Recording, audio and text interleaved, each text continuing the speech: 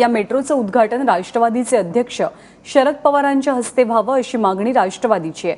पुणे महानगरपालिकेच्या पक्षनेत्यांच्या बैठकीत बहुमतानं हा निर्णय घेण्यात आलाय। त्यामुळे पुन्हा एकदा भाजप विरुद्ध राष्ट्रवादी असा संघर्ष पाहायला मिळू शकतो। या सगळ्या संदर्भात केंद्रीय मनुष्यबळ विकास मंत्री प्रकाश जावडेकर यांनी काय म्हटलेलं आहे आपण पाहूया। आणायचा प्रयत्न भाजपने चालवलाय, पण तिकडे काल पालिकेत प्रस्ताव मंजूर झाला शरद पवारांच्या हस्ते करण्याचा। श्रेयवादाची लढाई सुरू आहे। आम्ही प्रयत्न, तुमचे शब्द चुकीचे आहेत, प्रश्न चुकीचे आहेत, त्यामुळे ते पहिले करेक्ट नाही। आम्ही प्रयत्न करत नसतो। पंतप्रधानांनी पुणे शहराला मेट्रो दिलेली आहे।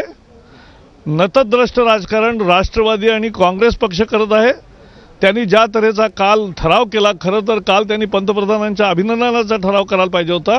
आणि मी शरद पवारांना विचारू इच्छितो की शरद पवारांना हा असला ठराव नतद्रष्ट राजकारण मंजूर आहे का?